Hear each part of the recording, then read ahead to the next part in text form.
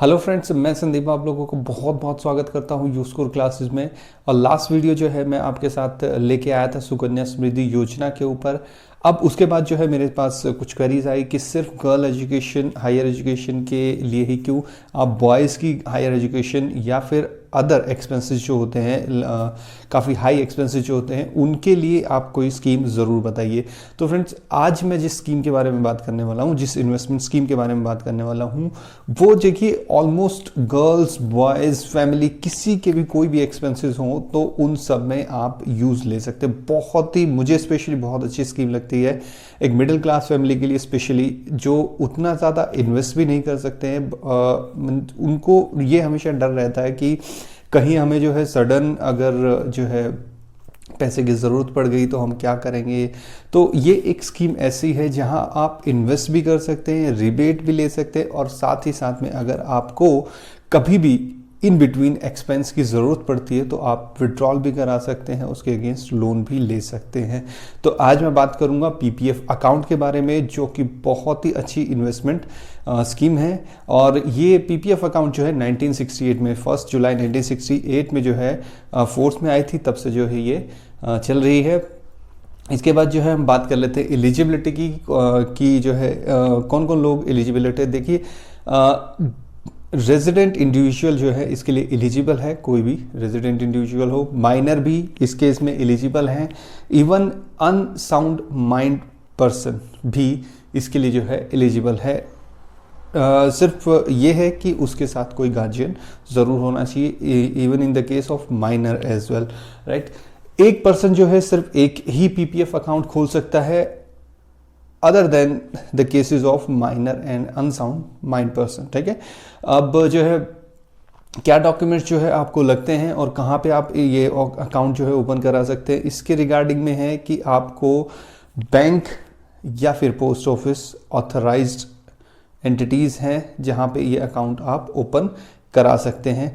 इसके अलावा जो है फ्रेंड्स, जो डॉक्यूमेंट्स आपको लगते हैं वो आपका एक एप्लीकेशन फॉर्म, एक आधार कार्ड, उसके बाद जो है एक नॉमिनेशन फॉर्म और एक पैन कार्ड या फिर फॉर्म 60 की कॉपी, और उसके बाद लास्ट जो है आपके केवाईसी डॉक्यूमेंट्स मीन आधार वगैरह वेरिफिकेशन जो है आपकी उनके डॉक्यूमेंट्स। इन सब डॉक्यूमेंट्स के साथ फोटोग्राफ्स के साथ भी आप जो है अपना पीपीएफ अकाउंट जो है ओपन। इसके साथ फ्रेंड्स, इसका एक बहुत अच्छा फ़ायदा ये भी है कि ये अकाउंट ट्रांसफरेबल है। आप बैंक से पोस्ट ऑफिस, पोस्ट ऑफिस से बैंक, या बैंक टू बैंक किसी भी जगह जो है इस अकाउंट को ट्रांसफ़र करा सकते हैं। अब बात कर लेते हैं इन्वेस्टमेंट की। तो छोटे से छोटे इनकम, कम से कम इनकम वाले का, ज़्यादा से ज़्यादा इनकम वाले का भी इसमें ध्यान रखा गया है। मिनिमम इन्वेस्टमेंट जो है पर ईयर आपको 500 करनी होती है, और मैक्सिमम इन्वेस्टमेंट जो है आप पीपीएफ अकाउंट में 1,50,000 तक कर सकते हैं, जिसके अंडर जो है आप eighty C IT act of eighty C के अंडर रिबेट भी ले सकते हैं। इसके अलावा फ्रेंड्स, मिनिमम एक डिपॉजिट आपको जो है साल में ज़रूर करना होता है। There is no cap on maximum deposits, ठीक है। तो जैसा सुकन्या समृद्धि अकाउंट में था कि 12 डिपॉजिट्स आप एक साल में करा सकते हैं, बट इस अकाउंट में इस तरह का कोई प्रोविज़न नहीं है। इसके साथ फ्रेंड्स, अगर एक फादर या मदर जो है रिबेट लेना चाहे माइनर के अकाउंट पे, तो अगर फादर ने भी अपना पीपीएफ अकाउंट खोला हुआ है और माइनर के नाम पे भी वो गार्जियन है, तो दोनों का मिला के जो है मैक्सिमम 1,50,000 पे ही वो रिबेट ले सकते हैं under IT act 80C, right. इसके अलावा जो है बात कर लेते हैं लॉक इन पीरियड की। तो लॉक इन पीरियड जो मैक्सिमम है वो है, इसका नॉर्मल जो लॉक इन पीरियड है वो है 15 ईयर्स, राइट। इसके साथ एक आपको चीज़ ध्यान रखनी है, जिस भी ईयर में आप इन्वेस्टमेंट करते हैं, जैसे कि अगर आप नवंबर 2020 में इन्वेस्टमेंट करेंगे तो आपका जो ईयर स्टार्ट होगा वो मार्च के बाद से होगा, मींस अप्रैल 2021 से होगा, ऑल्दो आपको इंटरेस्ट जो है वो ज़रूर मिलेगा।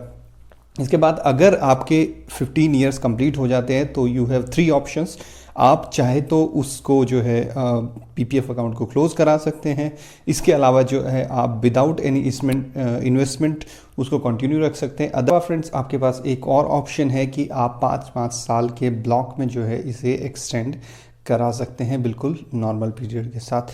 अब जो है रेट ऑफ इंटरेस्ट की बात कर लेते हैं। रेट ऑफ इंटरेस्ट काफ़ी अच्छा मिलता है। देखिए, एक बहुत सी सिंपल सी चीज़ है कि जहाँ पे सिक्योरिटी नहीं होती वहाँ पे रेट ऑफ इंटरेस्ट आपको हाई मिलता है, जहाँ पे सिक्योरिटी होती है वहाँ पे रेट ऑफ इंटरेस्ट आपको लो मिलेगा। तो कई जगह आप जो है बोल सकते हैं कि 9-10%, 11%, 12% रेट ऑफ इंटरेस्ट है, बट यहाँ पे देखिए जनरली चेंज होता रहता है। अभी जो करंट रेट ऑफ इंटरेस्ट है वो 7.1 है, ऑल्दो काफ़ी अच्छा रेट ऑफ इंटरेस्ट 8-8.5 के अबव भी जो है दिया गया है। तो सबसे अच्छी चीज़ ये है कि गवर्नमेंट बैक्ड है एकदम, तो आपको बिल्कुल भी चिंता करने की ज़रूरत नहीं है कि आपके पैसे डूबेंगे नहीं डूबेंगे क्या होगा। तो एकदम सिक्योर इन्वेस्टमेंट है with very good returns, right. तो फ्रेंड्स अब बात कर लेते हैं विड्रॉल या फिर क्लोजर की, कि किन सिचुएशंस में आप जो है विड्रॉल करा सकते हैं और किस हालत में जो है आप इसको क्लोज करा सकते हैं अकाउंट्स को। देखिए अकाउंट्स में से जो है विड्रॉल आपके 7th ईयर ऑनवर्ड होने शुरू हो जाते हैं। जैसे अगर आप 2020-21 में इन्वेस्टमेंट करते हैं, इस अकाउंट को ओपन कराते हैं, तो आपका 2026-27 से जो है आप विड्रॉल कराना स्टार्ट कर सकते हैं। और जो है क्लोजर आपका 5 ईयर्स के आफ्टर जो है पॉसिबल हो सकता है, बट उसके लिए कुछ कंडीशंस है कि जैसे वो कुछ ही कंडीशन में, जैसे कि या तो कोई लाइफ थ्रेटनिंग डिजीज़ हो या फिर माइनर के बिहाफ पे अगर अकाउंट ओपन कराया है तो उस केस में उसकी हायर एजुकेशन के लिए अगर जो है फाइनेंशियल रिक्वायरमेंट्स है। इसके अलावा जो है रेजिडेंशियल स्टेटस अगर चेंज हो गया, जैसे मैंने बताया था कि ये जो है रेजिडेंशियल इंडिविजुअल्स के लिए होता है। अगर आपका स्टेटस जो है NRI हो जाता है या फिर कुछ और हो जाता है तो उस केस में भी जो है अकाउंट क्लोज हो सकता है, राइट फ्रेंड्स। इसके बाद जो है अगर आप अकाउंट को क्लोज कराते हैं तो नॉर्मल रेट ऑफ इंटरेस्ट से आपको 1% कम रेट ऑफ इंटरेस्ट मिलेगा, जितना भी मिलना चाहिए था। अब जो है बात कर लेते हैं सबसे अच्छी एक फैसिलिटी की, वो जो है सुकन्या समृद्धि अकाउंट्स में नहीं थी, वो है लोन की। इसके अगेंस्ट PPF अकाउंट के अगेंस्ट आप जो है लोन भी ले सकते हैं। लोन बहुत ही सस्ता, only at the rate of 1%, means 36 EMIs में आपको जो है लोन रिपे करना पड़ता है। बट अगर आप रिपे नहीं कर पाते हैं तो वो 1% जो है आपका 6% में चेंज हो जाता है। रेट ऑफ इंटरेस्ट जो है आपको चार्ज होगा 6%। What in the case, okay, one more thing जो मैं आपको बताना चाहता हूँ कि आप लोन कब ले सकते हैं। 3rd ईयर ऑनवर्ड्स, जैसे अगर आपने 2020-21 में अकाउंट ओपन करा है तो आप जो है loan 3rd year onwards means 22-23 में आप जो है लोन ले सकते हैं। अब बात कर लेते हैं what if your accounts gets becomes inactive. अगर आपका जो है अकाउंट इनएक्टिव हो जाता है, मीन्स आप जो है किसी फाइनेंशियल ईयर में कोई भी डिपॉजिट नहीं कराते हैं, तो उस केस में क्या। तो देखिए जैसा कि सुकन्या समृद्धि अकाउंट में था सेम इसमें भी वही है। आपको जो है एक पेनल्टी पे करनी पड़ती है 50 रुपीज़ की, और इसके अलावा जितने भी ईयर्स में आपने इन्वेस्टमेंट नहीं की है वो सारी ईयर्स की इन्वेस्टमेंट आप करके दोबारा अपने अकाउंट को एक्टिव करा सकते हैं। तो ये था सारा PPF अकाउंट के बारे में। मेरे ख्याल से बहुत ही बेस्ट इन्वेस्टमेंट है। बिना सोचे समझे जो है आप अपना PPF अकाउंट खुलवा सकते हैं। बहुत ही स्मॉल इन्वेस्टमेंट्स की ज़रूरत है। इन केस अगर आपकी फाइनेंशियल पोजीशन अच्छी नहीं है तो छोटी सी इन्वेस्टमेंट के साथ भी आप चला सकते हैं, और अगर आपकी फाइनेंशियल इन्वेस्टमेंट अच्छी है तो आप उसमें सेव भी कर सकते हैं। तो बुरे टाइम में जो है भी अच्छा है PPF, और अच्छे टाइम में तो ऑब्वियसली अच्छा है PPF। तो इसी नोट के साथ जो है I say goodbye to you.